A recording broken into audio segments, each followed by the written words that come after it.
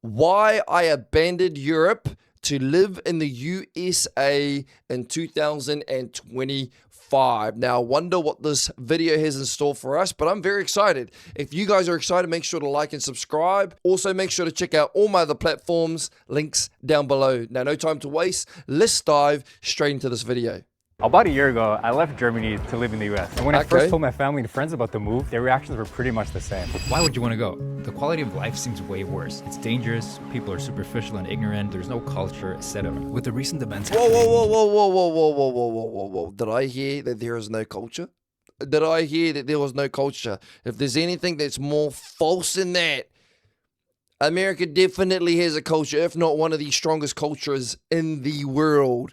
Let me go back. I thought I heard a couple of things. People are superficial and ignorant. There's no ignorant. No, that's not what I've experienced so far. Culture, etc. With the recent events happening, Germans have developed a very negative image of the States. And as a result, there's a certain type of disdain against the people and the country as a whole. I can't eat anything. But I wanted to explore something new. I've been in Germany and around Europe for most of my life, and I lived in South Africa for 3 years, but I've never been on this side of the world. And after lots of experiences here, I can say that things are not quite as you'd expect.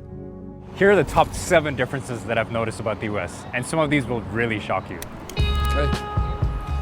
Americans are more I don't know if this is a California thing or just a big city phenomenon, but the people that I've met here are incredibly well-traveled. They speak multiple languages, and they honestly know more about international affairs than I do. I believe this is partly because of the diverse population here, where you can never really guess someone's background. But it's also because many Americans are genuinely interested in other cultures. Oftentimes, people make it a priority to travel to at least one new country per year, and they have a bucket list of places. I agree with that. I've had so many comments that have either said, I've been to New Zealand, teach us more about New Zealand. Just even my streams alone, like I've been having so many people wanting to know about my Māori culture, wanting me to do a haka. You guys just very intrigued by other people and the way that they live, which is absolutely awesome. On top of it, totally agree with them. From the videos that I've watched so far, America is literally a melting pot of hundreds of different cultures, people from all around the world, which makes America what it is. They want to visit next. We were just in Germany in February. Yeah. Oh, Gotcha. man.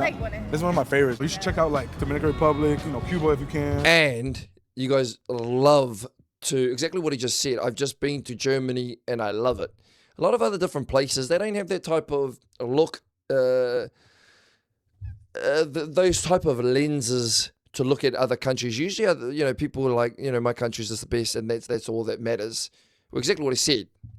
I just came back from Germany. It's a beautiful place. It's an absolute beautiful place, which is awesome. We went to Belgium, and then we were in Germany and Amsterdam, and then back to Paris. Okay. We just got back from Japan last year. We want to go to Germany. It's on our list of places. What makes it even more Okay, well, impressive- that's something totally new that I've learned. Americans are very, very well traveled, which is awesome. Over here, give or take in my family, I mean, we're not well traveled, but we go to Aussie, we go to the islands, but it seems like over in America, would you say everyone likes to go to Europe? Would Europe be on top of the bucket list for Americans to go to? Let me know. is the fact that it's way harder for Americans to travel internationally just because everything's so far away. For example, if you were to travel within the state of Texas, you could visit a total of 9 countries within Europe. But even despite that, Americans are willing to take on 16-hour flights just to travel and explore the world. Awesome. America is somehow stuck in between the past and the future simultaneously, and it's kind of strange. I remember the first ride I took here from... What is going on with this car right now? It's got something on top of its roof. Then you got these side-looking things that looks like this car's a transformer. Got guns on the side. What is going on there? Tell me. In the future simultaneously, and it's kind of strange. I remember the first ride I took here from the airport, and just seeing the quality of the roads, the uneven houses, and the random power lines made me think, why does this place look so old? I live in the San Francisco Bay Area, which, if it were a country on its own, would rank among the top countries in GDP. We have self-driving cars, and it's the tech hub of the world. But also some of the buildings look like they're from the 20s. And even in other places I've visited here, I've noticed that the roads and buildings don't really reflect the insanely high cost of living. I just moved into this house with a bunch of my friends, and even though it's a beautiful home, the build quality is just not what I'm used to. Everything's made out of wood, the doors and windows are pretty thin, and the insulation is just not great. That's interesting. It's pretty slanted. This is completely different to countries like Germany, Norway, or France, where generally speaking, the built environment has a certain standard of quality. Yeah, but it seems like did he? Oh, I can't. Did he say he's in San Francisco? It seems like where he lives is quite hot. So therefore, you wouldn't need like full-blown insulation and everything. If you're going somewhere cold, then yeah, you need all the insulation, double glazed windows. In German and many other European languages, we have formal pronouns like sie, usted, or vous. So talking to strangers feels much more distant. Whereas here, people always say you, and it makes you feel a lot closer. And even though this is a linguistic difference, I find that it very much bleeds into everyday life. Here, literally everyone calls you by your first name. When you're talking to a stranger on the street, a cashier at a store, or a waiter, it feels more like you're speaking to a friend. Maybe people are more approachable here. Europeans, they kind of give off like a more intimidating vibe. When you're standing in line, I mean, people in America are really talkative. People are definitely more friendly here because like it's in the culture. In Sweden, no one talks to each other, but here everyone's really nice. Wow, and, like, so you see a lot of these foreigners that he's talking to, they're literally saying, over where we live, people don't talk to each other. If you're standing in line, you're definitely going to have an American talk to you, which I think is absolutely beautiful and awesome. I feel like the world needs more of that. In general, every country needs that. The world needs that. We need to be more friendly to each other. We need to be more talkative. We need to want to get to know each other. I think that's such a beautiful skill, quality to have, is opening your mouth and getting to know someone new. I need to get better at that. It's almost like you're speaking to the person much more than the role that they're playing in society right now for that job. But the weird thing is, even though people are extremely open here, hugging is pretty rare. In Europe, it's pretty normal with friends or even acquaintances that you hug or kiss each other hello and goodbye. But here, sometimes I walk into a social setting and I'm not really sure if I should go for a hug or just wave from a distance. I'm not sure if that's interesting. That's actually a very good point. I remember just my American family over here, and obviously it's because it's part of my culture. Multicultural is, we get really, there's something called a hongi, where you have someone else's nose, for example. I'll bring where's my hand? Gosh, there.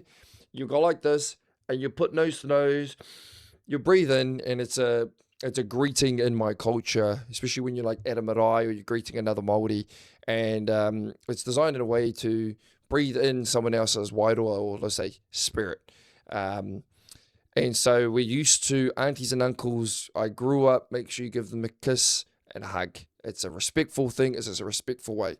Where I knew with my American family coming over, it wasn't that they didn't give me a hug. They hugged, but there was no kiss on the cheek. Which, to be honest, like I've been growing up in a way of, giving someone a kiss is a polite thing to do. But I actually don't mind that.